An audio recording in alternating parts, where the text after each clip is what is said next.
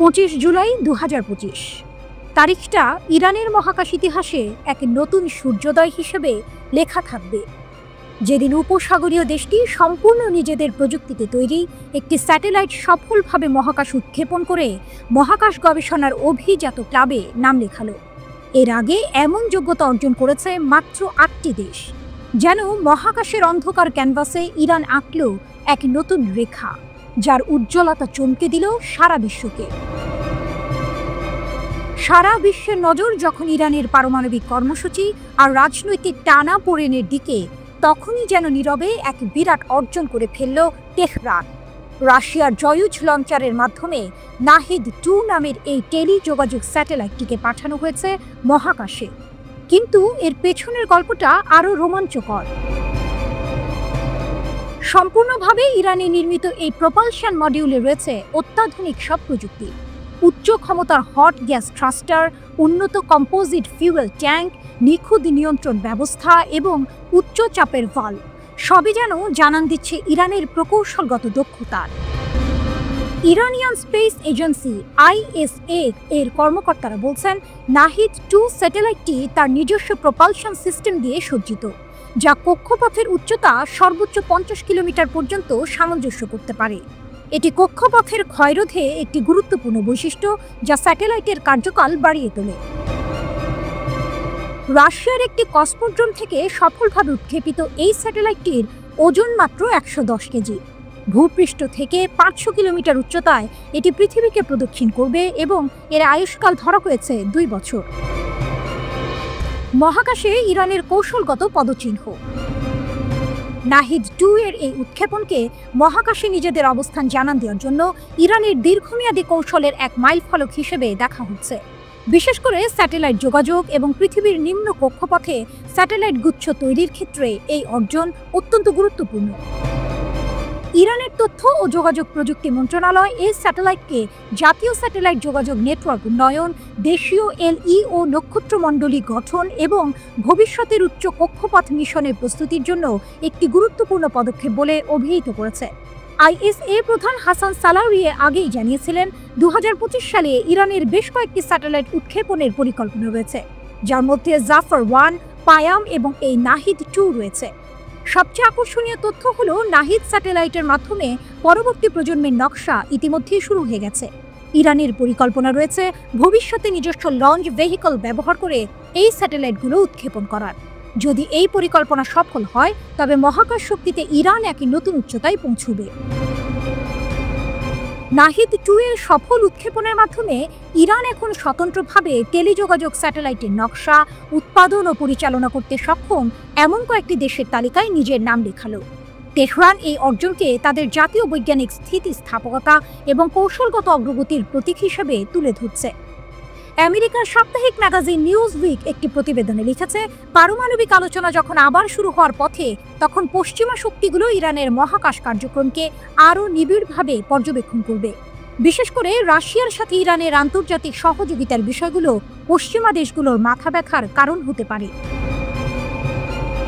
এই স্যাটেলাইট উৎক্ষেপণ কি ইরানকে আরও একঘরে করে তুলবে, নাকি এটি তাদের ভূ রাজনৈতিক প্রভাব বাড়ানোর এক নতুন হাতিয়ার হবে?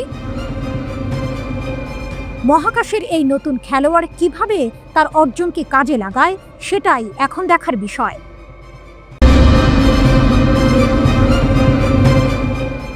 যুদ্ধবিরতি মানে শান্তি নয়, কেবলই এক শ্বাস ফেলার বিরতি।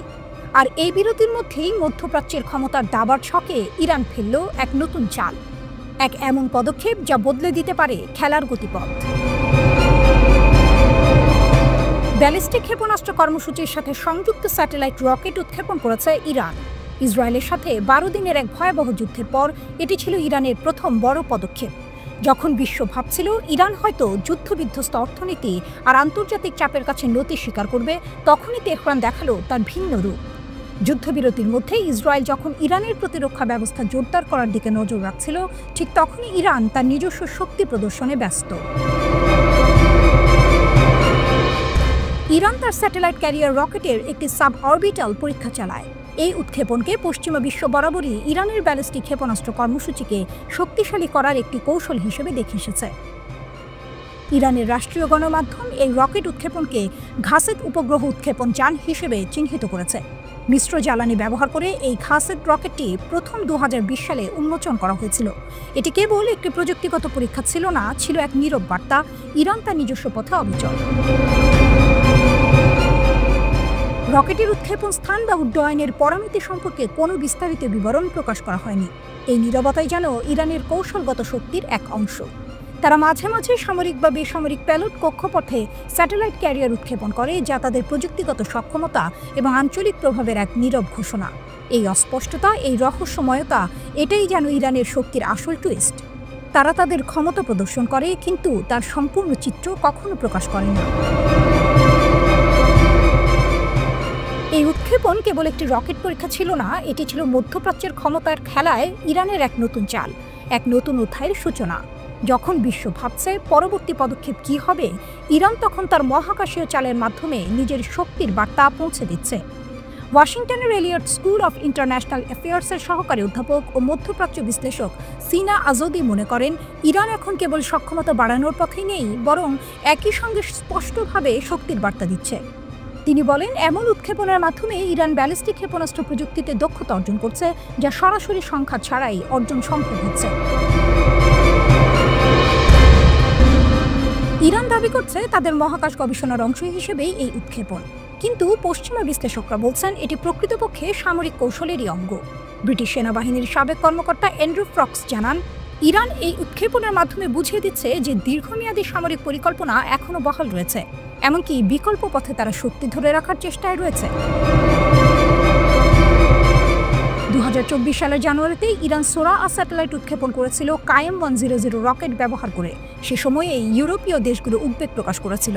তারা বলেছিল এই উৎক্ষেপণ যান দূরপাল্লার ক্ষেপণাস্ত্র প্রযুক্তির ভিত্তিতে তৈরি। মার্কিন গবেষণা সংস্থা ইউনাইটেড এগেইনস্ট নিউক্লিয়ার ইরানের কাসরা আরাবি বলেন, কাসেদ উৎক্ষেপণ ইউরোপের জন্য এক ধরনের সতর্ক সংকেত। ইরানের সামরিক সক্ষমতা রুখতে জাতিসংঘের স্ন্যাপব্যাক নিষেধাজ্ঞা পুনরায় কার্যকর করার সময় এখন।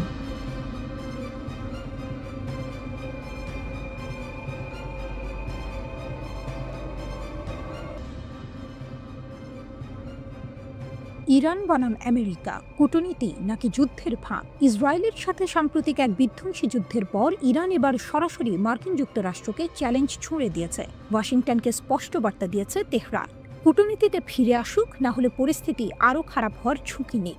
এই চরম উত্তেজনাপূর্ণ বার্তাটি দিয়েছে খোদ ইরানের পররাষ্ট্রমন্ত্রী আব্বাস আরাকচি ফাইন্যান্সিয়াল টাইমসে প্রকাশিত এক বিস্ফোরক নিবন্ধে।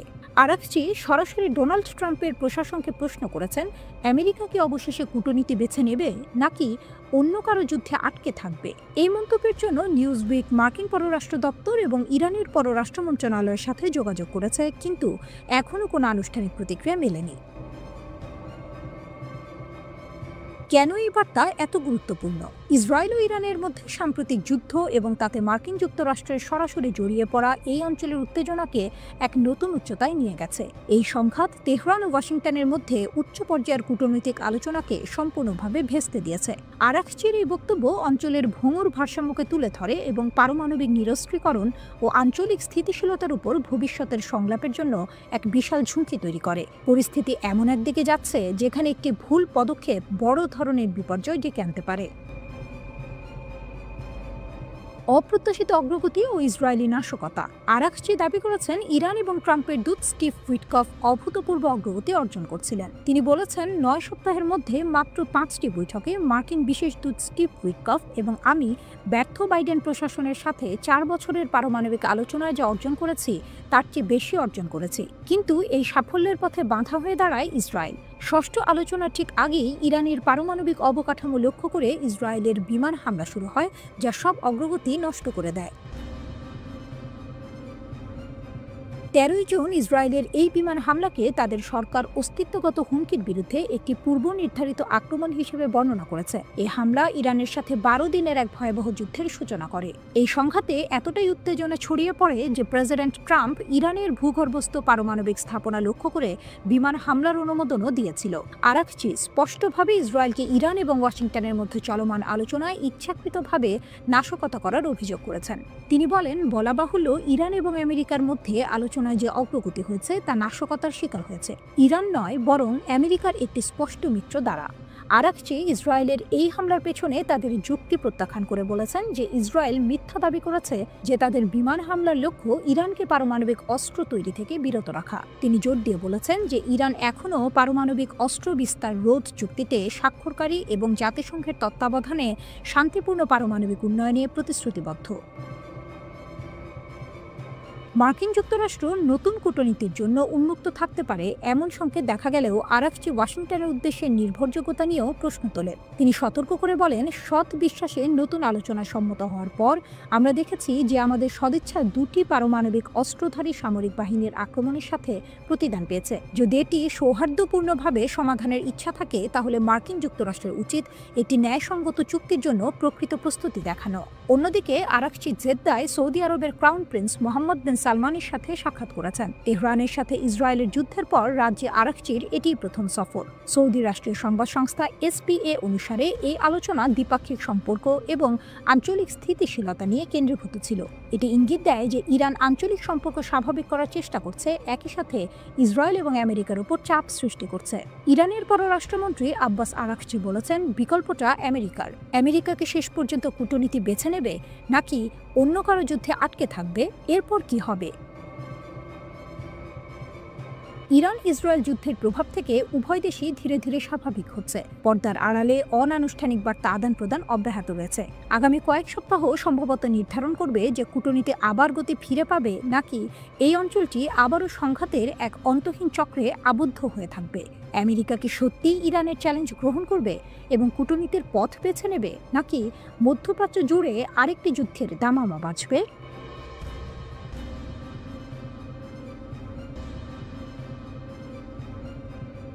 গাজায় ইসরায়েলি আগ্রাসনের বিরুদ্ধে যেন নতুন মোড় নিয়েছে প্রতিরোধ। হামাসের সামরিক শাখা আল কাসাম ব্রিগেড এবং ইসলামিক জিহাদের সামরিক শাখা আল কুদস ব্রিগেড সম্মিলিতভাবে ইসরায়েলি ট্যাঙ্ক ও সামরিক যানের উপর একের পর এক হামলা চালিয়ে যাচ্ছে।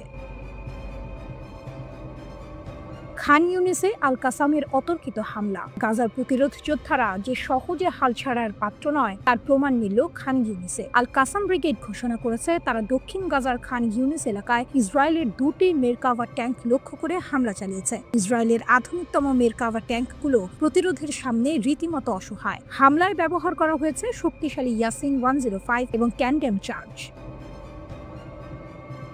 শুধু ট্যাঙ্ক নয়, ইসরায়েলি অনুপ্রবেশ ঠেকাতে ব্রিগেডগুলো খান ইউনিসের উত্তরে আল বাদ্দাউ এলাকায় ভারী ও মাঝারি মর্টার শেল দিয়ে শত্রু সৈন্য এবং সামরিক যানের উপরও হামলা চালিয়েছে। অর্থাৎ প্রতিরোধ বাহিনী শুধু আত্মরক্ষা করছে না, বরং আক্রমণাত্মক অবস্থানে গিয়ে শত্রুদের নাস্তানাবুদ করছে।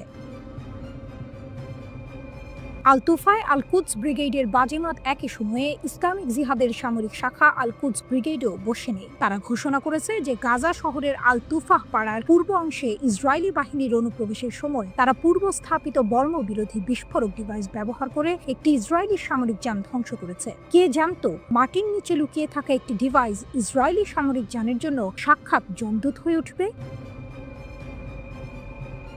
আল কাসামের দুঃসাহসিক অভিযান, সৈন্য আটকের চেষ্টা। আল কাসাম ব্রিগেড আরও একটি চমৎকার খবর দিয়েছে। তাদের যোদ্ধারা দক্ষিণ গাজা উপত্যকার খান ইউনিসের পূর্বে আবাসন আল কাবিরা এলাকায় ইসরায়েলি দখলদার সৈন্য এবং সামরিক যানের উপর ভোরবেলায় এক দুঃসাহসিক অভিযান চালিয়েছে। এই অভিযানে তারা ইয়াসিন 105 অ্যান্টি আর্মর শেল দিয়ে একটি মেরকাভা ট্যাঙ্ক এবং একটি সাজোয়া কর্মী বাহককে নিশানা করেছে। এমনকি দুটি ইসরায়েলি সামরিক যানও তাদের হামলা থেকে রেহাই পায়নি।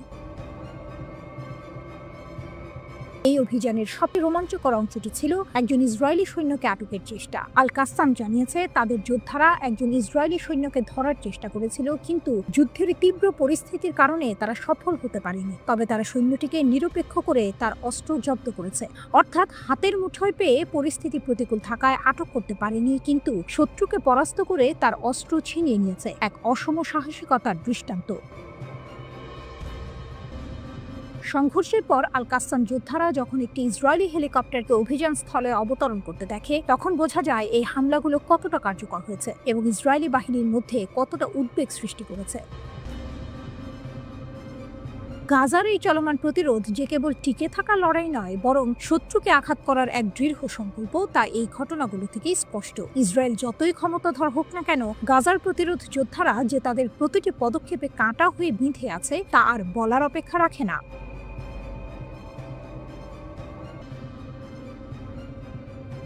গাজার সমর্থনে যেন যুদ্ধের ক্ষেত্রটা ক্রমশই বিস্তৃত হচ্ছে। ইসরায়েলের প্রধান বিমানবন্দর বেন গুরিয়ন আবারও সরাসরি ইয়েমেনি সশস্ত্র বাহিনী YAF এর ক্ষেপণাস্ত্র হামলার আওতায় এসেছে। কে ভেবেছিল ভূমধ্য সাগর থেকে অনেক দূরে থাকা ইয়েমেন ইসরায়েলের কেন্দ্রে এমন আঘাত হানতে পারে? বেন গুরিয়নে জুলফিকারের আঘাত। ইয়েমেনি সশস্ত্র বাহিনীর মুখপাত্র ব্রিগেডিয়ার জেনারেল ইয়াহিয়া সারি নিশ্চিত করেছেন তারা সফলভাবে বেন গুরিয়ন বিমানবন্দরে একটি সুনির্দিষ্ট সামরিক অভিযান চালিয়েছে। এই হামলায় ব্যবহার করা হয়েছে শক্তিশালী জুলফিকার ব্যালিস্টিক ক্ষেপণাস্ত্র। ইসরায়েলি প্রতিরক্ষা বাহিনী দাবি করেছে এই ক্ষেপণাস্ত্র আক্রমণ সফলভাবে প্রতিহত করা হয়েছে। তবে ইয়েমেনের সশস্ত্র বাহিনীর দাবি এই হামলার প্রভাব ছিল ব্যাপক। ইয়াহিয়া সারি জানিয়েছেন ইসরায়েলের ৩০০টিরও বেশি শহরে অ্যালার্ম সাইরেন বেজে ওঠে। এর ফলে লক্ষ লক্ষ ইসরায়েলিকে বাধ্য হয়ে আশ্রয় কেন্দ্রে যেতে হয়। শুধু তাই নয়, বেন গুরিয়ন বিমানবন্দরের সমস্ত বিমান চলাচল বন্ধ করে দিতে হয়। এই একটি সফল হামলা ইসরায়েলের আকাশপথে বড় ধরনের বিপর্যয় সৃষ্টি করেছে। ইয়াহিয়া সারি জোর দিয়ে বলেছেন, গাজা উপত্যকার বিরুদ্ধে ইসরায়েলের আগ্রাসন বন্ধ না হওয়া পর্যন্ত তারা এই সামরিক অভিযান চালিয়ে যাবে এবং নৌ অবরোধ বজায় রাখবেন।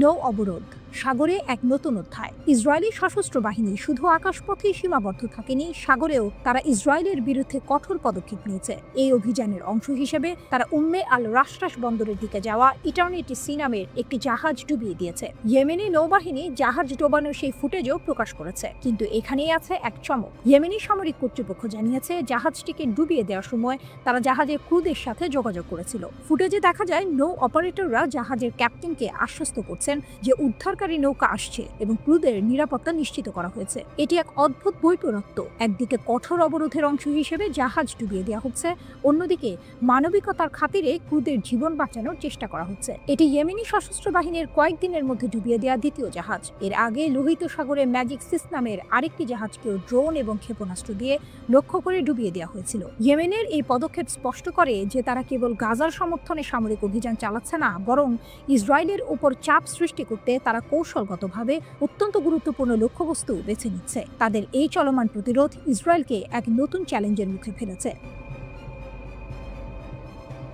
ইয়েমেনের সশস্ত্র বাহিনী ঘোষণা করেছে ইসরায়েল সম্পর্কিত কোম্পানির মালিকানাধীন সব জাহাজ এখন থেকে তাদের বৈধ লক্ষ্যবস্তু। তারা দাবি করে গাজায় আগ্রাসন বন্ধ না হওয়া এবং অবরোধ না ওঠা পর্যন্ত ইসরায়েলি নৌ চলাচল বন্ধ রাখতে প্রতিশ্রুতিবদ্ধ। ইয়েমেনের এই নতুন সক্ষমতা ইসরায়েলি দখলদারের জন্য একটি বড় সংকেত, যা ইঙ্গিত দেয় এই অঞ্চলে ইসরায়েলের ক্ষমতা ক্রমেই সীমিত হচ্ছে এবং তারা প্রতিরোধ অক্ষের চাপের মুখে পড়েছে। রাজনৈতিক বিশ্লেষকদের মতে ইয়েমেনের সাম্প্রতিক সামরিক সক্ষমতা ও দৃঢ়তা স্পষ্ট করে যে ইরানের প্রতিরোধ অক্ষের হাতে এখনো শক্তিশালী কার্ড রয়েছে, যা এখনো পুরোপুরি খেলা হয়নি।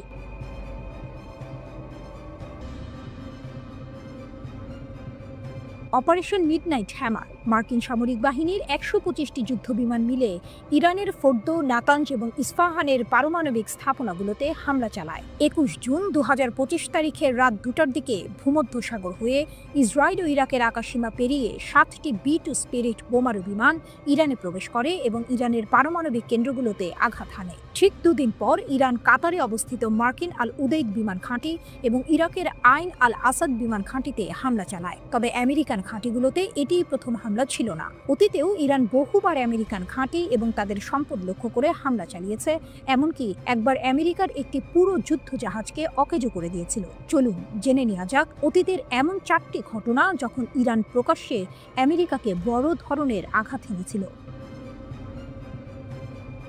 কাসেম সোলেমানির হত্যার প্রতিশোধ। আইন আল আসাদ বিমান ঘাঁটিতে হামলা। ৩ জানুয়ারি ২০২০ তারিখে বাগদাদ বিমানবন্দরে মার্কিন ড্রোন হামলায় ইরানের শীর্ষ জেনারেল কাসেম সোলেমানি নিহত হন। তার মৃত্যুর খবর ইরানি শোকের আবহ তৈরি করে এবং ইরান এর প্রতিরোধ নেওয়ার সিদ্ধান্ত নেয়। যখন সবাই ভাবছিল যে ইরান কেবল বাগাড়ম্বর করবে, তখন ইরান সিদ্ধান্ত নিল যে এবার জবাব হবে সরাসরি ক্ষেপণাস্ত্রের মাধ্যমে। ইরান প্রকাশ্যে আমেরিকাকে হুমকি দিয়ে বলেছিল যে আমেরিকা আমাদের সেনাপতিকে মেরেছে, এবার তাকে এর মূল্য দিতে হবে। আইন আল আসাদ বিমান ঘাঁটি ইরাকের পশ্চিমাঞ্চলে অবস্থিত আমেরিকার একটি অত্যন্ত গুরুত্বপূর্ণ ঘাঁটি। সোলেমানি হত্যার মাত্র 6 দিন পর 8 জানুয়ারি 2020 তারিখে রাত 1:20 মিনিটে ডজন খানেক ফাতা এবং কিয়াম ব্যালিস্টিক ক্ষেপণাস্ত্র আকাশে দেখা যায় এবং সেগুলো আমেরিকান বিমান ঘাঁটিতে আগুনের মতো বর্ষিত হয়। ইরানের এই হামলা এতটাই সুনির্দিষ্ট ছিল যে এই ক্ষেপণাস্ত্রগুলো আমেরিকান ঘাঁটির জ্বালানি ডিপো, বিমান আশ্রয়কেন্দ্র এবং কমান্ড পোস্টকে নিখুঁত নির্ভুলতার সাথে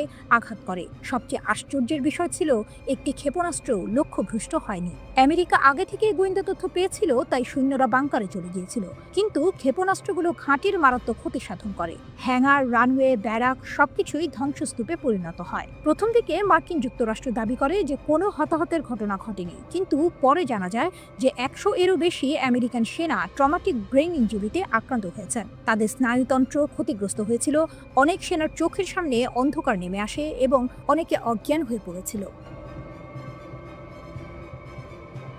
RQ-4 গ্লোবাল হক ড্রোন ধ্বংস, আকাশের গর্ব যখন ছাই হলো। এর 1 বছর আগেও এমন একটি ঘটনা ঘটেছিল যখন ইরান আমেরিকাকে যোগ্য জবাব দিয়েছিল। 2019 সালের জুন মাসের এক শান্ত রাতে ইরানের আকাশসীমায় প্রবেশ করে একটি আমেরিকান ড্রোন RQ-4 গ্লোবাল হক, কিন্তু মাত্র 20 সেকেন্ডের মধ্যেই ইরান আমেরিকার এই গর্বকে আগুনে পরিণত করে দেয়। এই ড্রোনটি ইরানের সীমার ভেতরে 70,000 ফুট উচ্চতায় উঠছিল, যেখানে সাধারণ বিমান প্রতিরক্ষা ব্যবস্থা কাজ করে না। কিন্তু ইরান তাদের সেভত ক্ষেপণাস্ত্র ব্যবস্থা ব্যবহার করে ড্রোনটিকে লক করে এবং গুলি করে। আমেরিকা কল্পনাও করতে পারেনি যে ইরানের ক্ষেপণাস্ত্র ব্যবস্থা 70,000 ফুট উচ্চতা পর্যন্ত কাজ করবে। আমেরিকান পতাকাবাহী জাহাজে হামলা, চ্যালেঞ্জ যখন প্রকাশ্যে আসে। 16 October 1987 MVC Sea Isle City এমনই একটি কুয়েতি জাহাজ ছিল যাকে রিফ্ল্যাগ করে আমেরিকান করে দেওয়া হয়েছিল। ইরান একটি চীনা তৈরি সিল্ক ওয়ার্ম ক্ষেপণাস্ত্র নিক্ষেপ করে, যা সরাসরি জাহাজের ব্রিজে আঘাত হানে। এটি ছিল 3000 কেজি ওজনের একটি সাবসনিক ক্ষেপণাস্ত্র, যা 120 কিলোমিটার পর্যন্ত লক্ষ্যবস্তুকে আঘাত করতে সক্ষম ছিল। এটি ছিল কোনো আমেরিকান পতাকাবাহী জাহাজের উপর ইরানের প্রথম হামলা।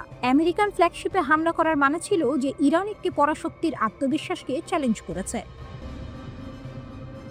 মার্কিন যুদ্ধজাহাজ ধ্বংস, সমুদ্রের তলায় লুকিয়ে থাকা বিপদ। 14 এপ্রিল 1988 তারিখে অপারেশন আর্নেস্ট উইল চলাকালীনই মার্কিন নৌবাহিনীর একটি গাইডেড মিসাইল যুদ্ধ জাহাজ, যা USS স্যামুয়েল বি রবার্টস নামে পরিচিত ছিল, অপারেশনে অংশ নিতে মাত্রই এসেছিল এবং পারস্য উপসাগরের মাঝখানে সেটি একটি ইরানি কন্ট্যাক্ট মাইনের শিকার হয়। $500 মূল্যের একটি মাইন $100 মিলিয়ন একটি জাহাজকে ধ্বংস করে দেয়। ইতিহাস সাক্ষী যে ইরানে যখন থেকে মার্কিনপন্থী সরকারের পতন হয়েছে, তখন থেকে বিভিন্ন নিষেধাজ্ঞা আরোপ এবং তাদের বিরুদ্ধে চাপ সৃষ্টি করা সত্ত্বেও তারা আমেরিকার মতো পরাশক্তিকেও জবাব দিতে দ্বিধা করে না। বিশ্বজুড়ে গোপন চীনা অস্ত্রের বাজার, নীরব খেলোয়াড় বেইজিং। ইউক্রেন যুদ্ধকে বলা হচ্ছে বিশ্বের প্রথম ড্রোন যুদ্ধ, আর এর ফুটেজ সব কথা বলে দেয়। ড্রোনগুলো পরীক্ষার উপর দিয়ে দ্রুত চলে যাচ্ছে, কোয়াডকপ্টারগুলো গ্রেনেড ফেলছে, বিস্ফোরক সরাসরি ট্যাঙ্কের হ্যাচে গিয়ে আঘাত হানছে। সামরিক বিশ্লেষকরা একে যুদ্ধের এক নতুন যুগ বলে অভিহিত করেছেন। ইউক্রেন গ্রাহক ড্রোন নিয়ে বেশ উন্নতি করেছিল এবং ইউরোপীয় সরবরাহকারীদের সাথে চুক্তি ছিন্ন করেছে, কিন্তু প্রশ্ন হলো রাশিয়া তার ড্রোনগুলো কোথা থেকে পাচ্ছিল? একটি নতুন তদন্তের উত্তর চমকে দিয়েছে। এর পেছনে আছে চীন। চীনের গোপন ড্রোন ব্যবসা, অ্যারোহিট ও হোটেল রোবোটিক্স। এই ড্রোন বৃদ্ধির পেছনে রয়েছে তুলনামূলকভাবে অস্পষ্ট রাশিয়ান কোম্পানি অ্যারোহিট, কিন্তু এখন দেখা যাচ্ছে প্রতি মাসে হাজার হাজার ফাস্টার সান ভিউ ড্রোন তৈরি হচ্ছে, আর এর মূলে রয়েছে একটি চীনা কোম্পানি হোটেল রোবোটিক্স। এই চীনা বেসামরিক ড্রোন প্রস্তুতকারক কোম্পানিটি বলেছে যে তারা 2022 সালে রাশিয়ার কাছে বিক্রি বন্ধ করে দিয়েছে, তবুও অভ্যন্তরীণ নথিগুলো অন্য কথা বলছে। দেখা যাচ্ছে রুশ প্রকৌশলীরা 2025 সালেও হোটেল রোবোটিক্সের কর্মীদের সঙ্গে কথা বলছিলেন। নিষেধাজ্ঞার অধীনে এই ধরনের বিক্রি কি অবৈধ? হ্যাঁ, অবশ্যই, কিন্তু এর প্রয়োগ বেশ জটিল, বিশেষ করে মধ্যস্থতাকারীদের কারণে। কিছু যন্ত্রাংশ মালয়েশিয়ার মাধ্যমে আসে, কিছু দুবাইয়ের মাধ্যমে, আবার কিছু কাজাখস্তান বা কিরগিজস্তানের শেল কোম্পানির মাধ্যমে আসে। নিষেধাজ্ঞা সত্ত্বেও চীনা কোম্পানিগুলো যন্ত্রাংশ বিক্রি চালিয়ে যাচ্ছে। ইরানও চীনা অস্ত্রের ক্রেতা, আর এটি কেবল ইউক্রেন যুদ্ধে সীমাবদ্ধ নয়। অন্যান্য প্রতিবেদনে বলা হয়েছে ইরানের অস্ত্রাগারেও চীনা অস্ত্র দেখা যাচ্ছে। ইসরায়েলের সঙ্গে 12 দিনের যুদ্ধে ইরান তার অস্ত্রাগারের ঘাটতি অনুভব করছিল। বেইজিং এখন সেই শূন্যস্থান পূরণ করছে। তারা ইরানের কাছে ভূমি থেকে আকাশে নিক্ষেপযোগ্য ক্ষেপণাস্ত্র ব্যাটারি পাঠাচ্ছে। এগুলি অত্যাধুনিক প্রতিরক্ষা ব্যবস্থা না হলেও ইরানের জন্য লক্ষ্য হলো তার বিমান প্রতিরক্ষা ব্যবস্থা জোড়া লাগানো, এবং চীন সেই প্রক্রিয়ায় সহায়তা করছে। ইরান কিভাবে এর জন্য অর্থ পরিশোধ করছে? প্রতিবেদনগুলি ইঙ্গিত দেয় যে তারা অস্ত্রের বিনিময়ে তেল বিক্রি করছে। সুতরাং ইউক্রেন এবং ইরান দুটি ভিন্ন যুদ্ধক্ষেত্রে চীনা অস্ত্র দেখা গেছে। সর্বত্র চীনা অস্ত্র, মধ্যপ্রাচ্য থেকে আফ্রিকা পর্যন্ত। আপনি যদি আরো বড় পরিসরে দেখেন তাহলে বুঝতে পারবেন চীনা অস্ত্র প্রায় সর্বত্রই রয়েছে। গাজায় চীনা ট্যাঙ্ক বিরোধী ক্ষেপণাস্ত্র দেখা গেছে। সিরিয়া এবং লিবিয়ায় বিদ্রোহী গোষ্ঠীগুলোর কাছেও চীনা তৈরি বিমান বিরোধী অস্ত্র রয়েছে। আফ্রিকায়, চাঁদ এবং সুদানে চীনা হার্ডওয়্যার পাওয়া যায়। মিয়ানমারে সামরিক বাহিনী এবং বিদ্রোহীরা উভয় পক্ষই চীনা রাইফেল ব্যবহার করে। এর মানে হলো কিছু সংঘাতে চীন উভয় পক্ষকেই সরবরাহ করছে। চীনের প্রতিরক্ষা রপ্তানিকারকরা একটি সহজ নিয়ম অনুসরণ করে। আপনি যদি আমাদের অর্থ প্রদান করেন, আমরা সরবরাহ করব। আর এই নীতি কর্তৃত্ববাদী শাসন এবং অর্থের সংকটে থাকা সরকারগুলোর কাছে খুবই আকর্ষণীয়। এই সরবরাহগুলির বেশিরভাগই গোপনীয়, হয় তৃতীয় পক্ষের ডিলার বা শেল কোম্পানিগুলোর মাধ্যমে সম্পন্ন হয়। চীনা অস্ত্রের মান এবং বৈশ্বিক কৌশল। কিন্তু এখানে সবচেয়ে বড় প্রশ্ন হলো, এই অস্ত্রগুলো কি ভালো? এর উত্তর নির্ভর করে আপনি কাকে জিজ্ঞাসা করছেন তার উপর। চীন প্রায়শই যাকে রপ্তানি রূপ বলে তা সরবরাহ করে। এগুলি তাদের প্রধান অস্ত্রের কম উন্নত সংস্করণ, সস্তা এবং প্রচুর, তবে নির্ভরযোগ্যতা একটি সাধারণ অভিযোগ। এই চীনা অস্ত্রগুলোর সমস্যা রয়েছে। নাইজেরিয়ান সৈন্যরা তাদের চীনা ট্যাঙ্কগুলো ভেঙে যেতে দেখেছে। কিছু ক্ষেত্রে ক্লায়েন্টরা রাশিয়ান বা এমনকি পশ্চিমাদের কাছে ফিরে গেছে। কাগজে কলমে চীন বিশ্বের চতুর্থ বৃহত্তম অস্ত্র রপ্তানিকারক। মার্কিন যুক্তরাষ্ট্র, রাশিয়া এবং ফ্রান্সের পরে চতুর্থ স্থানে রয়েছে। মার্কিন প্যাট্রিয়ট ব্যর্থ। ইরানের ব্যালিস্টিক ক্ষেপণাস্ত্র আঘাত হানল আল উদেইদ ঘাঁটিতে। প্রায় 20 দিনের নীরবতা আর অস্বীকৃতির পর অবশেষে সত্য প্রকাশ পেল। কাতারে মার্কিন যুক্তরাষ্ট্রের সবচেয়ে বড় বিমান ঘাঁটি আল উদেইদে ইরানের একটি ব্যালিস্টিক ক্ষেপণাস্ত্র আঘাত হানতে সক্ষম হয়েছে। মার্কিন প্যাট্রিয়ট ক্ষেপণাস্ত্র প্রতিরক্ষা ব্যবস্থা এই ক্ষেপণাস্ত্রটিকে প্রতিহত করতে ব্যর্থ হয়, যা এতদিন ধরে মার্কিন যুক্তরাষ্ট্র গোপন রেখেছিল। স্যাটেলাইট ছবি প্রকাশের পর পেন্টাগন এই ঘটনা স্বীকার করতে বাধ্য হয়েছে। গত 23 জুন 2025 তারিখে ইরান কাতারের আল উদেইদ বিমান ঘাঁটিতে ক্ষেপণাস্ত্র হামলা চালায়। এই হামলা ছিল ইরানের পারমাণবিক স্থাপনায় মার্কিন হামলার প্রতিশোধ। ইরান এই অভিযানকে বিজয়ের আগমন নাম দিয়েছিল এবং হামলা চালানোর আগেই কাতার ও মার্কিন যুক্তরাষ্ট্রকে পূর্ব সতর্কীকরণ দিয়েছিল। পেন্টাগনের প্রধান মুখপাত্র শন পার্নেল নিশ্চিত করেছেন যে 23 জুন আল উদেইদ বিমান ঘাঁটিতে একটি ইরানি ব্যালিস্টিক ক্ষেপণাস্ত্র আঘাত হানে। বাকি ক্ষেপণাস্ত্রগুলি মার্কিন ও কাতারি বিমান প্রতিরক্ষা ব্যবস্থা দ্বারা প্রতিহত করা হয়েছিল। সৌভাগ্যবশত এই হামলায় কোনো হতাহতের ঘটনা ঘটেনি। স্যাটেলাইট চিত্রে ঘাঁটির নির্দিষ্ট স্থানাঙ্কে কালো চিহ্ন দেখা গেছে, যা ক্ষেপণাস্ত্র আঘাত হানার প্রমাণ। এর থেকে স্পষ্ট বোঝা যায় যে ঘাঁটির ভেতরে মোতায়েন করা মার্কিন প্যাট্রিয়ট বিমান প্রতিরক্ষা ব্যবস্থা অন্তত একটি ইরানি ব্যালিস্টিক ক্ষেপণাস্ত্রকে প্রতিহত করতে পারেনি। গোপন রাখার চেষ্টা আর সত্যের প্রকাশ। প্রাথমিকভাবে মার্কিন যুক্তরাষ্ট্র এবং কাতার এই হামলার বিষয়ে সম্পূর্ণ ভিন্ন বার্তা দিয়েছিল। তারা দাবি করেছিল যে সমস্ত ক্ষেপণাস্ত্র সফলভাবে প্রতিহত করা হয়েছে এবং কোনো উল্লেখযোগ্য ক্ষতি বা হতাহতের ঘটনা ঘটেনি। 2020 সালে ইরাকের আল আসাদ ঘাঁটিতে ইরানের হামলার সময়ও একই ধরনের ঘটনা ঘটেছিল। তখন প্রথমে কোনো হতাহতের ঘটনা ঘটেনি বলে দাবি করা হলেও পরে আহতদের সংখ্যা স্বীকার করা হয়। আল উদেইদের ক্ষেত্রেও একই চিত্র দেখা গেল। গত 10 জুলাই 2025 তারিখে ইরান ইন্টারন্যাশনাল কর্তৃক প্রকাশিত স্যাটেলাইট চিত্রগুলোতে দেখা যায় যে ঘাঁটির একটি রেডম সম্পূর্ণরূপে ধ্বংস হয়ে গেছে। প্যাট্রিয়টের ব্যর্থতার কারণ কি? যদিও বেশিরভাগ ক্ষেপণাস্ত্রকে বাধা দেওয়ার ক্ষেত্রে প্যাট্রিয়ট সিস্টেমের সাফল্য তার কার্যকারিতাকে তুলে ধরে, তবে একটি ক্ষেপণাস্ত্রকে থামাতে না পারা আধুনিক বিমান প্রতিরক্ষা ব্যবস্থার দুর্বলতাগুলো সামনে এনেছে। ইরানের ব্যালিস্টিক ক্ষেপণাস্ত্র কেন প্যাট্রিয়ট ইন্টারসেপ্টর এড়িয়ে আল উদেইদ বিমান ঘাঁটিতে আঘাত হানল তার সুনির্দিষ্ট প্রমাণ নেই, তবে কিছু সম্ভাব্য কারণ ধারণা করা হচ্ছে। কৌশলগত বিষয় এবং উন্নত প্রযুক্তি। ইরান হয়তো রাডার এড়িয়ে যাওয়া প্রযুক্তি বা কৌশলগত দক্ষতা সম্পন্ন উন্নত ব্যালিস্টিক ক্ষেপণাস্ত্র ব্যবহার করেছে। তারা এমন একটি পথ বা সময় বেছে নিয়েছে যা প্যাট্রিয়ট সিস্টেমের জন্য বাধা দেওয়া কঠিন ছিল। একাধিক লক্ষ্যবস্তু। যদি ক্ষেপণাস্ত্রটি একটি সমন্বিত আক্রমণের অংশ হয়ে থাকে, তাহলে প্যাট্রিয়ট সিস্টেম হয়তো একাধিক লক্ষ্যবস্তু দ্বারা আচ্ছন্ন হয়ে পড়েছিল, যার ফলে একটি ক্ষেপণাস্ত্র পিছলে যেতে পারে। পূর্ব সতর্কতা। ইরানের পূর্ব সতর্কতা যদিও কূটনৈতিক প্রতিরক্ষার প্রতিক্রিয়ার সময় কমানোর জন্য ব্যবহার করা হতে পারে। অপারেশনাল বা প্রযুক্তিগত চ্যালেঞ্জ। প্যাট্রিয়ট সিস্টেমে অপারেশনাল বা প্রযুক্তিগত ত্রুটি অথবা মার্কিন যুক্তরাষ্ট্র এবং কাতারি বাহিনীর মধ্যে সমন্বয়ের অভাব থাকতে পারে। প্যাট্রিয়ট ত্রুটিহীন নয়, বিশেষ করে কম ট্রাজেক্টরি বা রাডার প্রতি ব্যবস্থা সহ আধুনিক ক্ষেপণাস্ত্রগুলির বিরুদ্ধে।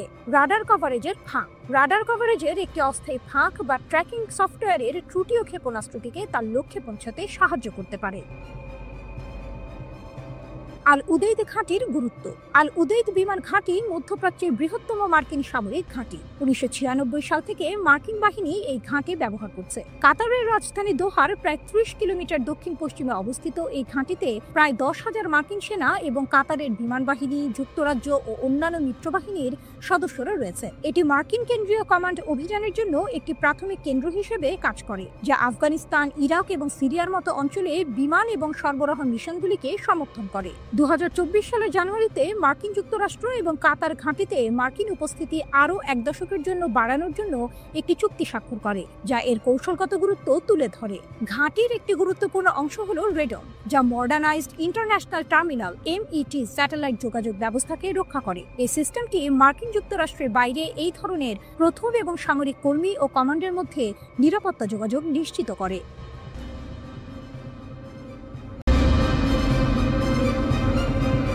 হলিউড থ্রিলারের চেয়েও নাটকীয়। ইসরায়েলের আকাশ রক্ষায় আমেরিকার হিমশিম উন্মোচিত হল মিসাইল গ্যাপ। গভীর রাতের নিস্তব্ধতা ভেঙে ইসরায়েলের আকাশ যখন ইরানি ক্ষেপণাস্ত্রের গর্জন আর বিস্ফোরণে কেঁপে উঠল, তখন কেবল মধ্যপ্রাচ্য নয়, বিশ্বজুড়েই ছড়িয়ে পড়ল এক চাপা আতঙ্ক। আর এই বাস্তবতায় সবচেয়ে বড় চমক হল ইসরায়েলের আকাশ সুরক্ষায় নেমে আমেরিকা নিজে যে কতখানি দুর্বল তা প্রকটভাবে ধরা পড়েছে। ওয়াল স্ট্রিট জার্নালের এক চাঞ্চল্যকর প্রতিবেদনে উঠে এসেছে এই ভয়ঙ্কর সত্য। যুক্তরাষ্ট্রের ক্ষেপণাস্ত্রের ব্যবধান এখন আর কোনো গোপন বিষয় নয়, বরং এক উন্মুক্ত ক্ষত। অপ্রত্যাশিত দুর্বলতা। যখন মার্কিন ঢালও ব্যর্থ।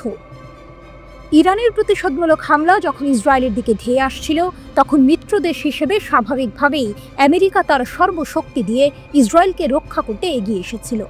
মোতায়েন করা হয়েছিল 2টি অত্যাধুনিক third terminal high altitude area defence ক্ষেপণাস্ত্র প্রতিরক্ষা ব্যবস্থা, যা যুক্তরাষ্ট্রের বিশ্বব্যাপী সরবরাহের প্রায় 1/3।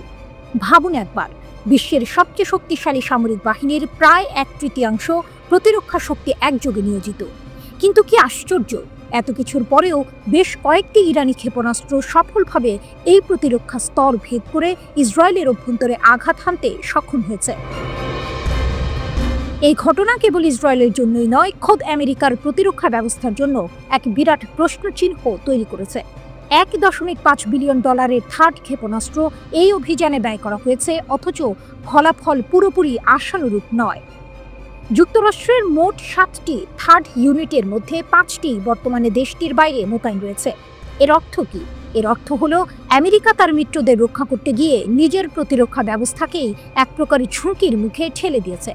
কমান্ডারেরা এখন রক্ষণাবেক্ষণ এবং প্রশিক্ষণের জন্য প্রয়োজনীয় অবশ্যই সময় নিয়ে রীতিমতো চিন্তিত। যদি এই ব্যবস্থাগুলো নিয়মিত রক্ষণাবেক্ষণ ও প্রশিক্ষণের সুযোগ না পায়, তাহলে ভবিষ্যতের কোনো বড় হামলায় সেগুলোর কার্যকারিতা আরও কমে যেতে পারে। শুধু থার্ড নয়, এমনকি মার্কিন প্যাট্রিয়ট ক্ষেপণাস্ত্র প্রতিরক্ষা ব্যবস্থাও ইরানি ক্ষেপণাস্ত্রের বিশাল চাপ সামলাতে হিমশিম খেয়েছে। আক্রমণের তীব্রতা এতটাই ছিল যে এমনকি সৌদি আরবের জন্য অর্ডার করা ইন্টারসেপ্টরগুলো পুনর্বিবেচনা করতে হয়েছিল। এই ঘটনাগুলো স্পষ্ট করে দিয়েছে যে আমেরিকার বহু বিলিয়ন ডলারের ক্ষেপণাস্ত্র প্রতিরক্ষা কৌশল কতটা ভঙ্গুর। এই পরিস্থিতি যেন এক নাটকীয় মোড় নিয়ে এসেছে ভূ রাজনৈতিক প্রেক্ষাপটে। বছরের পর বছর ধরে আমেরিকা তার উন্নত সামরিক প্রযুক্তি এবং প্রতিরক্ষা সক্ষমতার জন্য পরিচিত, কিন্তু ইরানি হামলা এবং তাতে মার্কিন প্রতিরক্ষা ব্যবস্থার এই অপ্রত্যাশিত ব্যর্থতা যেন এক নতুন বাস্তবতার ইঙ্গিত দিচ্ছে। বিশেষজ্ঞরা বলছেন, এই ঘটনাগুলি আমেরিকার ক্ষেপণাস্ত্র প্রতিরক্ষা কৌশলের গভীর দুর্বলতাগুলোকে উন্মোচন করে দিয়েছে। এর মানে কি এই যে সামরিক শক্তি এবং প্রযুক্তির ক্ষেত্রে নতুন করে ভারসাম্য তৈরি হচ্ছে, নাকি এটি কেবল একটি ব্যতিক্রমী পরিস্থিতি যা দ্রুত কাটিয়ে ওঠা সম্ভব? যাই হোক না কেন, ইসরায়েলের আকাশ থেকে ভেসে আসা ক্ষেপণাস্ত্রের গর্জন এবং আমেরিকার প্রতিরক্ষা ব্যর্থতার এই গল্প মধ্যপ্রাচ্যের ভূ রাজনৈতিক খেলার নিয়মগুলোকে নতুন করে লিখতে পারে। আর এই গল্পের পরবর্তী পর্বে কি হবে তা জানতে আমাদের সবাইকে শ্বাসরুদ্ধকর অপেক্ষায় থাকতে হবে।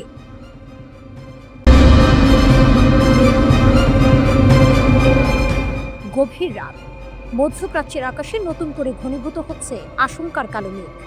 এক অদৃশ্য শক্তি খেলা দেখাচ্ছে ভূমধ্যসাগরের তীরে, যেখানে তুরস্কের প্রেসিডেন্ট রিসেপ তাইয়েপ এরদোয়ান এক নতুন খেলার মাঠ তৈরি করছেন। তার প্রতিটি চাল, প্রতিটি নতুন অস্ত্র চুক্তি যেন ইসরায়েলের প্রধানমন্ত্রী বেনিয়ামিন নেতানিয়াহুর রাতের ঘুম কেড়ে নিচ্ছে।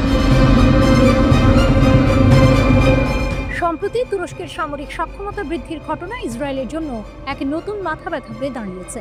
শুধু হাইপারসনিক ক্ষেপণাস্ত্র নয়, এরদোয়ানের নজর এখন ইউরোফাইটার টাইফুন জেটের দিকে। সম্প্রতি তুরস্ক ন্যাটো মিত্র যুক্তরাজ্য এবং জার্মানির সাথে এই অত্যাধুনিক যুদ্ধ বিমান কেনার চুক্তি সম্পন্ন করেছে। এই চুক্তির ফলে যুক্তরাজ্য তুরস্ককে জেট পরিচালনার অনুমতি দিয়েছে, আর জার্মানি আরও বিমান সরবরাহের অনুমোদন দিয়েছে। রিপোর্ট অনুযায়ী এই চুক্তি আঙ্কারার সামরিক শক্তিকে উল্লেখযোগ্যভাবে বৃদ্ধি করবে। এছাড়াও F-35 প্রোগ্রাম থেকে বাদ পড়ার পর তুরস্ক এখন 40টি মার্কিন F-16 জেট কেনার জন্য আলোচনা করছে। রাশিয়া থেকে S-400 বিমান প্রতিরক্ষা ব্যবস্থা কেনার কারণে তুরস্ককে F-35 প্রোগ্রাম থেকে বাদ দেওয়া হয়েছিল। কিন্তু আসল চমক অপেক্ষা করছিল। 22শে জুলাই তুরস্ক তার প্রথম হাইপারসনিক ব্যালিস্টিক ক্ষেপণাস্ত্র টাইফুন ব্লক 4 উন্মোচন করেছে। তুরস্কের আনাদোলু বার্তা সংস্থা এই খবর নিশ্চিত করেছে। এই ক্ষেপণাস্ত্রের উন্মোচন ইসরায়েলের বুকে এক শীতল স্রোত বইয়ে দিয়েছে।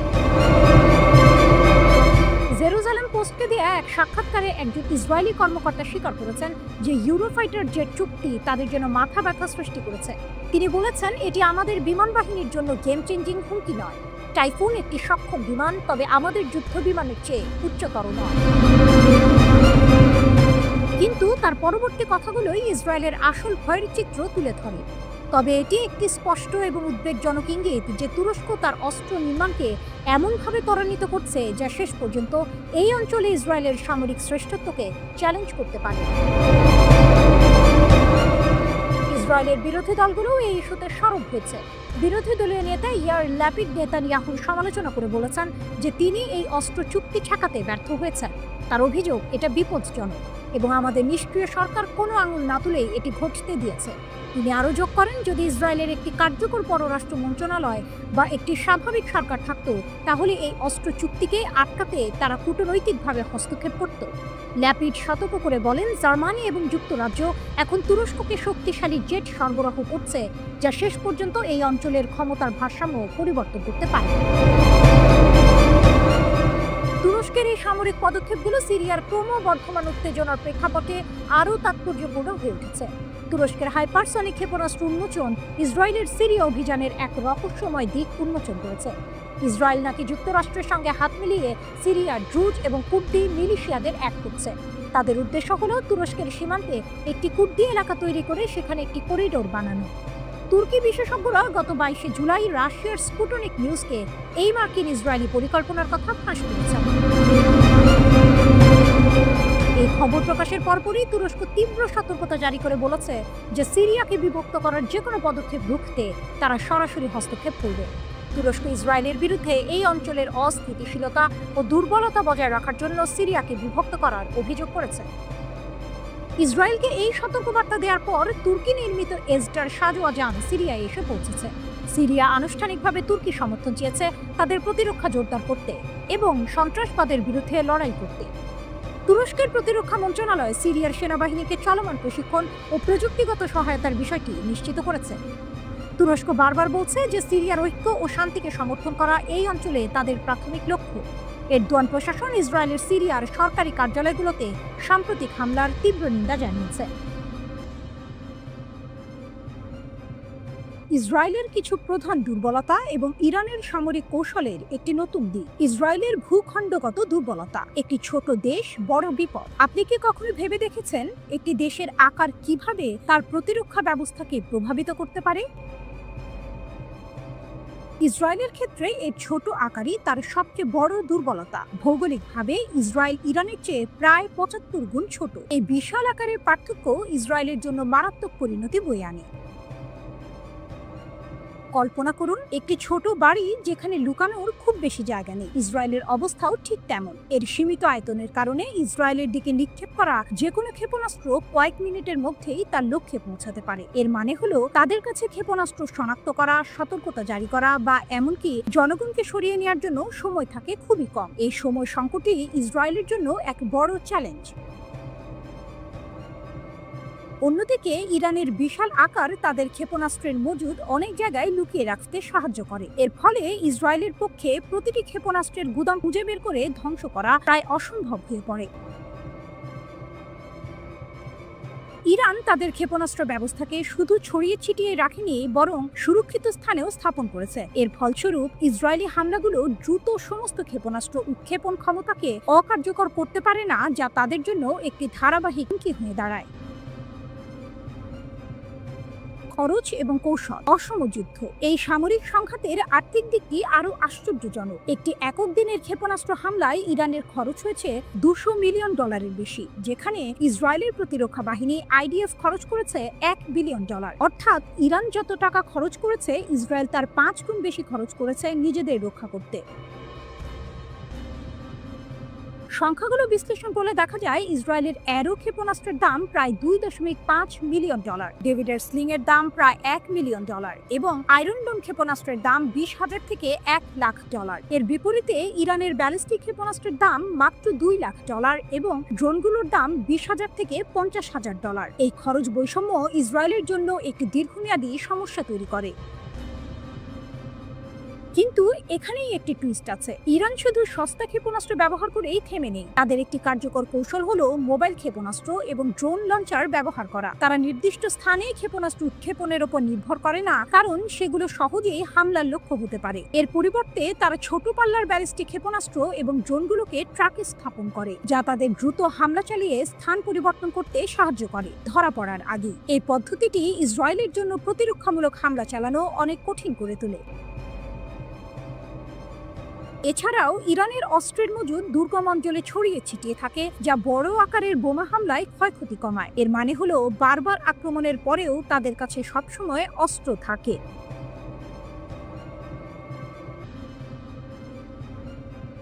ইরানের সামরিক বাহিনীর কড়া হুঁশিয়ারি, ভুল করলে আরো কঠিন জবাব দেব। ইরানের শীর্ষ সামরিক commander major general Abdur Rahim Musavi এক বিস্ফোরক মন্তব্য করেছেন, যা পশ্চিম এশিয়া এবং আন্তর্জাতিক রাজনীতিতে নতুন করে উত্তেজনার জন্ম দিয়েছে। তিনি ইরানের মহাকাশ বাহিনীর প্রশংসায় পঞ্চমুখ হয়েছেন এবং প্রতিপক্ষকে হুঁশিয়ারি দিয়ে বলেছেন, এটি মহাকাশ বাহিনীর ধারালো তরবারি ছিল, যা ঐশ্বরিক সহায়তার মাধ্যমে শত্রুদের মাথা এবং তাদের হাত কেটে ফেলতে সক্ষম হয়েছিল। 13 থেকে 25 জুনের মধ্যে তীব্র ইসরায়েলি বিমান হামলায় ইরান লক্ষ্যবস্তুতে পরিণত হয়েছিল। এর জবাবে ইরান দ্রুত এবং জোরালো পাল্টা আক্রমণ চালায়, যার নাম দেওয়া হয় অপারেশন ট্রু প্রমিস 3। এই অভিযানে ইসরায়েলের সামরিক, গোয়েন্দা এবং শিল্প লক্ষ্যবস্তুতে আঘাত হানে ইরান, যার ফলে ইসরায়েলের ব্যাপক ক্ষয়ক্ষতি হয়। এখানেই গল্পের মোড় ঘুরে যায়। ইরানের পারমাণবিক স্থাপনায় হামলার পর যখন আমেরিকা যুদ্ধে নামার হুমকি দেয়, তখন ইরান পশ্চিম এশিয়ার সবচেয়ে গুরুত্বপূর্ণ আমেরিকান বিমান ঘাঁটি আল উদিদে হামলা চালায়। এটি কেবল ইসরায়েলকে নয়, আমেরিকাকেও একটি কড়া বার্তা দেয়। জেনারেল মুসাভি উল্লেখ করেছেন যে 1980-এর দশকে ইরাক চাপিয়ে দেওয়া যুদ্ধের সময় অ্যারোস্পেস ফোর্সের প্রতিশোধ তাদের পাল্টা হামলার চেয়ে অনেক বেশি ছিল। অর্থাৎ সে সময় ইরান যতটা শক্তিশালী ছিল, এখন তার চেয়েও অনেক বেশি শক্তিশালী। এই বাহিনী তাদের প্রযুক্তিগত উৎকর্ষতা এবং ক্ষেপণাস্ত্রের সক্ষমতা প্রমাণ করেছে। তাদের আঙুল ট্রিগারে রাখার নীতি তাদের অবিচল প্রতিজ্ঞার ইঙ্গিত দেয়।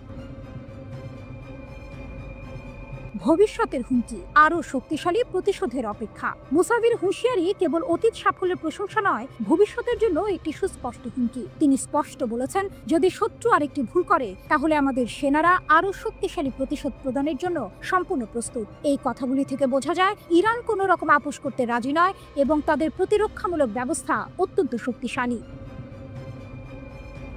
এক ঝিরে দুই পাখি। এখানেই আসে গল্পের আসল টুইস্ট। ইরান কি শুধুই ইসরায়েলকে নয়, আমেরিকাকেও একই সাথে বার্তা দিতে চাইছে? আল উদিদ বিমান ঘাঁটিতে হামলা কি সেই বার্তারই অংশ?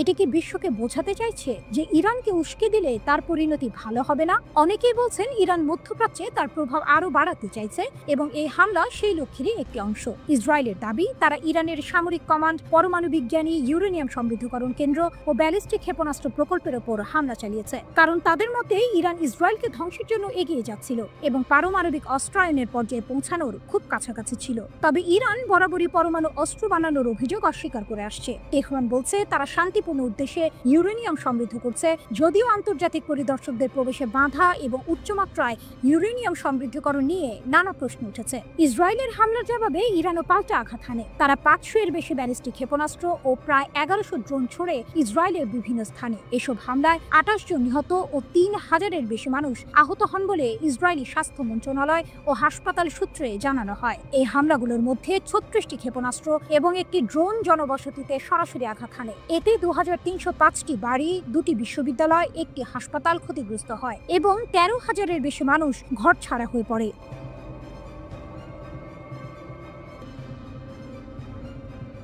আল-কুদস ব্রিগেডের অভিযান। গাজা উপত্যকায় 21 মাস ধরে চলা ইসরায়েলের গণহত্যা যুদ্ধের মধ্যেও ফিলিস্তিনি প্রতিরোধ বাহিনী, বিশেষ করে আল-কুদস ব্রিগেড, তাদের অভিযান চালিয়ে যাচ্ছে। তারা খান ইউনিসে দখলদার বাহিনীকে লক্ষ্য করে এক জটিল আক্রমণ চালিয়েছে, যার বিস্তারিত বিবরণ প্রকাশ করেছে আল-কুদস ব্রিগেড। এটি কেবল একটি হামলা নয়, বরং ফিলিস্তিনি প্রতিরোধের একটি নতুন কৌশলের ইঙ্গিত। ইসরায়েলি সাঁজোয়া বাহককে লক্ষ্য করে উচ্চ স্তরের আক্রমণ। আল-কুদস ব্রিগেডের খান ইউনিস বিভাগের একজন ফিল্ড কমান্ডার জানিয়েছেন, গত 8 জুলাই আবাসান আল কাবিরা এলাকায় এই অভিযানটি চালানো হয়। বেশ কয়েকদিন ধরে নিবিড় পর্যবেক্ষণের পর যোদ্ধারা একটি ইসরায়েলি সাঁজোয়া কর্মী বাহকের পথে কৌশলগতভাবে 12 বিস্ফোরক ডিভাইস স্থাপন করে। তাদের মূল লক্ষ্য ছিল দখলদার সৈন্যদের ধরে নিয়ে যাওয়া। তবে এই পরিকল্পনা কিছুটা ব্যাহত হয় যখন কাছাকাছি থাকা ইসরায়েলি সামরিক যানগুলো হস্তক্ষেপ করে। শুরু হয় তীব্র গোলাগুলি এবং মেশিন গানের ব্যবহার। এই সংঘর্ষে লক্ষ্যবস্তু সৈনিক নিহত হয় এবং বেশ কয়েকজন আল-কুদস ব্রিগেড যোদ্ধাও শহীদ হন। কমান্ডার অবশ্য আত্মবিশ্বাসের সাথে বলেছেন, এটি আমাদের প্রথম প্রচেষ্টা ছিল না। প্রত্যক্ষ সংঘর্ষের ক্ষেত্রে এর আগেও বেশ কয়েকটি প্রচেষ্টা করা হয়েছিল। আমরা আমাদের যোদ্ধাদের ওপর আস্থা রাখি। বিস্ফোরক ডিভাইসের তাণ্ডব এবং গোয়েন্দা ড্রোন আটক। আল-কুদস ব্রিগেড 15 জুলাই ঘোষণা করেছে, তারা খান ইউনিসের দক্ষিণ পূর্বে মাআন এলাকায় ইসলামিক বিশ্ববিদ্যালয়ের কাছে একটি পূর্ব স্থাপিত ব্যারেল বিস্ফোরক ব্যবহার করে আরও একটি ইসরায়েলি সামরিক যান ধ্বংস করেছে। এছাড়াও 10 জুলাই গাজা শহরের পূর্বে সুজাইয়ার সেন্ট্রাল স্ট্রিট এলাকায় দখলদারদের অনুপ্রবেশের সময় একটি উচ্চ বিস্ফোরক ডিভাইস ব্যবহার করা হয়। এই ডিভাইসটি বিপরীত প্রকৌশলের মাধ্যমে তৈরি হয়েছিল, যা আক্রমণকারী সামরিক যানটিকে সফলভাবে ধ্বংস করে দেয়। এই ঘটনা প্রমাণ করে ফিলিস্তিনি প্রতিরোধ বাহিনী তাদের নিজস্ব প্রযুক্তিগত সক্ষমতা বৃদ্ধি করেছে। আল-কুদস ব্রিগেড ভিডিও ফুটেজেও প্রকাশ করেছে, যেখানে দেখা গেছে যোদ্ধারা গাজা শহরের তুফা পাড়ার পূর্বে জাবাল আল সুরানিতেও অবস্থানরত দখলদার বাহিনীর ওপর সমন্বিত হামলা চালাচ্ছে।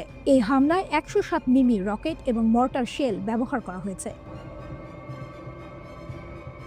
আল-কুদস ব্রিগেড 15 জুলাই ঘোষণা করেছে, তারা পূর্ব গাজা শহরের তুফা পাড়ায় গোয়েন্দা তথ্য সংগ্রহের সময় একটি ইসরায়েলি গোয়েন্দা ড্রোনের নিয়ন্ত্রণ নিয়েছে। এটি ইসরায়েলি সামরিক বাহিনীর জন্য একটি বড় ধাক্কা, কারণ তাদের সংবেদনশীল তথ্য প্রতিরোধের হাতে চলে যাওয়ার ঝুঁকি তৈরি হয়েছে। এদিকে ফিলিস্তিনের গাজা উপত্যকায় অভিযান শেষে ফেরার পর আবারও এক ইসরায়েলি সেনা আত্মহত্যা করেছেন। সিরিয়ার দখলকৃত গোলান মালভূমির একটি সামরিক ঘাঁটিতে 14 জুলাই ওই সেনার মরদেহ উদ্ধার করা হয়। খবর টিআরটির। ইসরায়েলি সেনাবাহিনীর এক বিবৃতিতে জানানো হয়েছে, ওই সেনাকে মৃত অবস্থায় পাওয়া গেছে, তবে বিস্তারিত কোনো তথ্য প্রকাশ করা হয়নি। স্থানীয় টেলিভিশন চ্যানেল 12-এর খবরে বলা হয়, আত্মহত্যাকারী ওই সেনা নাহাল ব্রিগেডের সদস্য ছিলেন এবং গাজায় সামরিক অভিযানে সক্রিয়ভাবে অংশ নিয়েছিলেন। গত 10 দিনের মধ্যে এটি তৃতীয় ইসরায়েলি সেনার আত্মহত্যার ঘটনা। ইসরায়েল যুক্তরাষ্ট্রকে ইরানের কড়া হুঁশিয়ারি। যুদ্ধ যেখানে থেমেছিল সেখান থেকে আবার শুরু হবে। সাম্প্রতিক সংঘাতের পর ইরান আবারও যুক্তরাষ্ট্র ও ইসরায়েলকে স্পষ্ট হুঁশিয়ারি দিয়েছে। ইসলামিক রিভলিউশনারি গার্ড কর্পস IRGCর প্রধান commander major general Mohammad Pakpour ঘোষণা করেছেন, যদি আবার কোনো আগ্রাসন হয় তাহলে ইরানের প্রতিশোধমূলক যুদ্ধ যেখানে থেমেছিল ঠিক সেখান থেকেই পুনরায় শুরু হবে। শত্রুদের আবারও আঘাত করার জন্য ইসলামী প্রজাতন্ত্র সম্পূর্ণ প্রস্তুত বলেও তিনি জোর দিয়েছেন। ইরানের সেনাপ্রধান মেজর জেনারেল আমির হাতামির সাথে এক বৈঠকে পাকপুর এই মন্তব্য করেন। তিনি দৃঢ়তার সাথে বলেন, IRGCর মনোবল এখন সর্বোচ্চ পর্যায়ে রয়েছে এবং শত্রুর বিরুদ্ধে যে কোনো পাল্টা আক্রমণের জন্য সশস্ত্র বাহিনী পুরোপুরি প্রস্তুত ও সমন্বিত। পাকপুর ইরান ও তাদের শত্রুদের মধ্যে ঘটে যাওয়া 12 দিনের এক কঠিন যুদ্ধের কথা উল্লেখ করেন। তিনি জানান, সেই সময় ইরানকে ইসরায়েল ও যুক্তরাষ্ট্রের আগ্রাসন মোকাবিলা করতে হয়েছিল।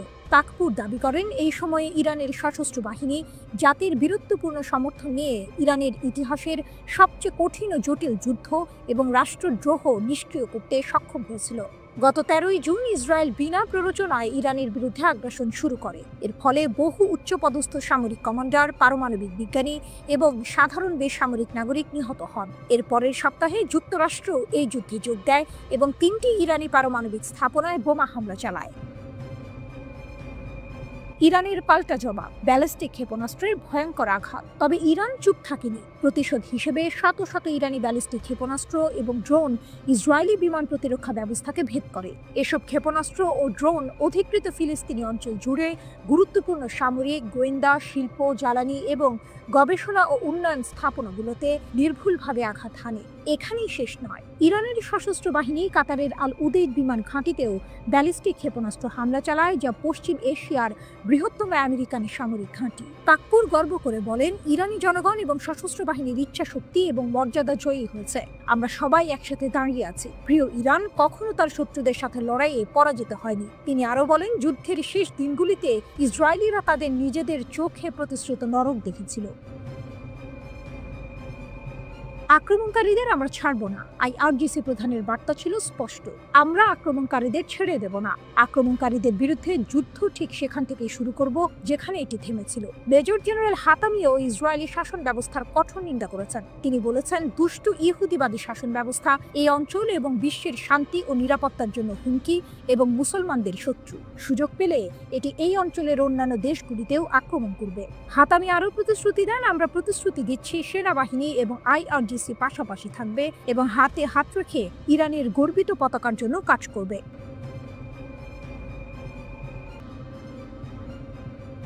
সামরিক উত্তেজনা সবসময় বিশ্বের ভূ রাজনৈতিক আলোচনার কেন্দ্রবিন্দুতে থাকে। ইরানের সামরিক সক্ষমতা নিয়ে দেশটির শীর্ষ সামরিক কর্মকর্তাদের মন্তব্য সেই আলোচনায় নতুন মাত্রা যোগ করেছে।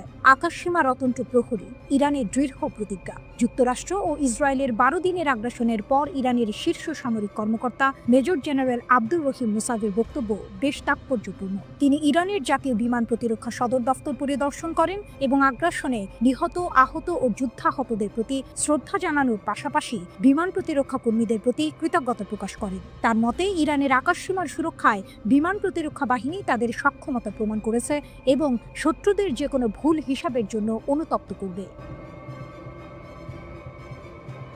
ভুল গণনার চরম মূল্য, ইসরায়েল যুক্তরাষ্ট্রের আগ্রাসন ও ইরানের পাল্টা জবাব। গত 13ই জুন ইসরায়েলের সুস্পষ্ট এবং বিনা প্ররোচনায় শুরু হওয়া আগ্রাসন ছিল এই উত্তেজনা বৃদ্ধির মূল কারণ। ইসরায়েল ইরানের জ্যেষ্ঠ সামরিক কর্মকর্তা, পরমাণু বিজ্ঞানী এবং সাধারণ নাগরিকদের লক্ষ্যবস্তু বানিয়েছিল। পরবর্তীতে যুক্তরাষ্ট্র এই অবৈধ আগ্রাসনে যোগ দেয় এবং ইরানের 3টি শান্তিপূর্ণ পরমাণু স্থাপনায় হামলা চালায়। ইরান এর জবাবে তাৎক্ষণিক এবং কঠোর প্রতিক্রিয়া দেখায়। তারা দখলকৃত ফিলিস্তিনি ভূখণ্ডের গুরুত্বপূর্ণ স্থানগুলোতে হামলা চালায় এবং কাতারে অবস্থিত যুক্তরাষ্ট্রের সবচেয়ে বড় সামরিক স্থাপনা আল উদেইদ বিমান ঘাঁটিতেও আঘাত হানে। ইরানের এই প্রতিশোধমূলক অভিযান ইসরায়েলকে গত 24 জুন একতরফা যুদ্ধবিরতি ঘোষণা করতে বাধ্য করে। এই ঘটনা প্রমাণ করে ইরানের সামরিক সক্ষমতা শুধু কথার কথা নয়, বরং বাস্তবেও তারা যে কোনো আগ্রাসনের কঠোর জবাব দিতে প্রস্তুত।